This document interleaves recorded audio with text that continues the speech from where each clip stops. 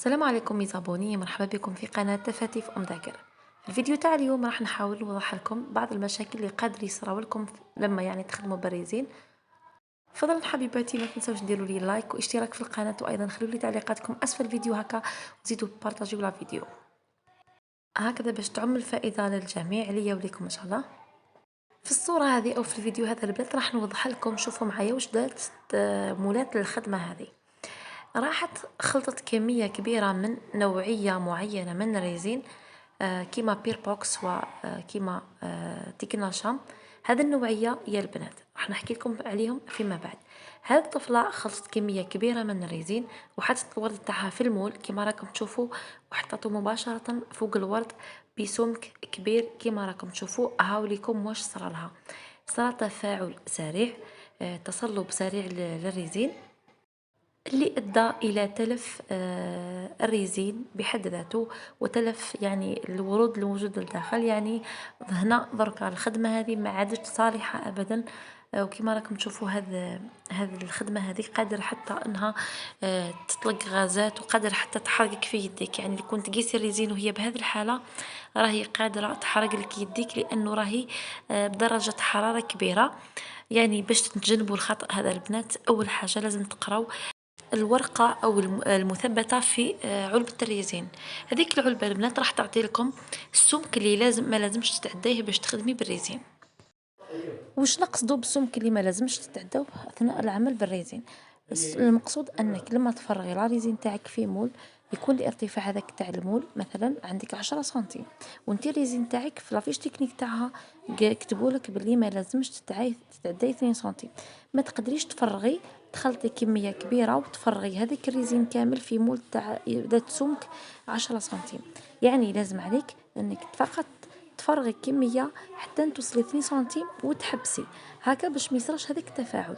لانه كل ما زاد السمك عن المعتاد راح يقوى التفاعل، راح تزيد درجة حرارة الريزين، وقادر يفسد لك المول، وقادر يفسد لك لا ريزين، وقادر يفسد لك الخدمة اللي راكي تخدميها كامل، وتكون عندك خسارة كبيرة في المول وفي الريزين.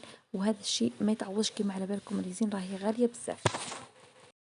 ايضا للتوضيح اكثر، لما مثلا عندك قوبلي، القوبلي تاعنا اكيد عنده سمك مثلا نقولوا تاع 5 سنتيم.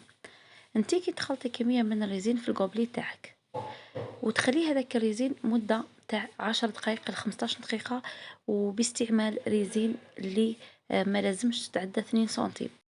هنا راكي حتى ريزين تاعك في قوبلي ذات سمك اكبر من 2 سنتيم. هنا هذاك الريزين كنت تخليه مدة 10 دقائق الى 15 دقيقة، ممكن ما تعداش المدة هذه راح تلقاي الريزين تاعك بهذا الشكل اللي راكم تشوفوا فيه. انا تصلب لي في مدة ما فاتتش 5 دقائق. كنت خلطت كمية كنت نخدم بها، وكمية واحدة اخرى كنت خليتها باش قلت نكمل الكمية الاولى ونروح للكمية الثانية. انا ما كملتش الكميه الاولى ونشوف الدخان يطلع من هذا الريزين اللي كانت في القوبلي الثاني، الدخان وكي مسيتو لقيتو القوبلي هذاك لقيتو سخون سخون يحرق. قادر يصرى لكم حادث كنت كيسوا هذاك الريزين، قادر اللحم تاعكم يتسلخ عادي.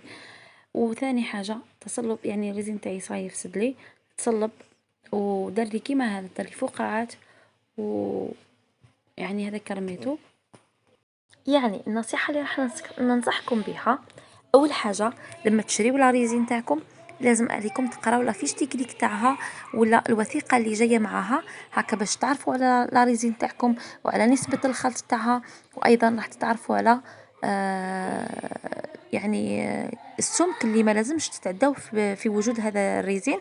وأيضا النصيحة الثانية، إذا كانت حبيتوا تخدموا بالريزين اللي ما تتعداش سمك 2 سنتيم، لازم عليكم أنكم تخدموا بدفعات.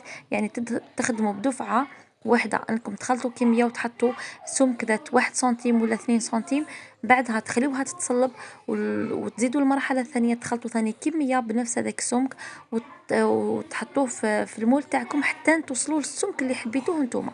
اذا كان حبيتوا تخدموا اي حاجه يكون سمك تاعها مثلا 10 سنتيم، هذوك لازم تخدموهم على دفعات، ولا تخدموا بلا ريزين اللي تتحمل هذاك السمك كيما جانس. لما ننصحكمش تخدموا بير بوكس ولا تخدموا بتيكناشام في لما يكون عندكم سمك كبير دائما حاولوا أخدموا بجانس لما يكون عندكم سمك كبير.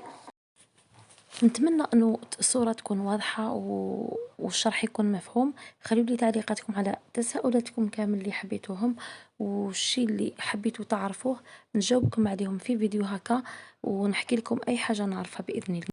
والآن البنات ما عندي غير نقولكم تهلاو في رواحكم، ونتلاقاو في فيديو قادم إن شاء الله مع قناة تفاتيف أم ذاكر. والسلام عليكم ورحمة الله تعالى وبركاته. ما تنساوش ديروا لي لايك والاشتراك في القناة إذا كنت أول مرة تدخلي قناتي. والسلام.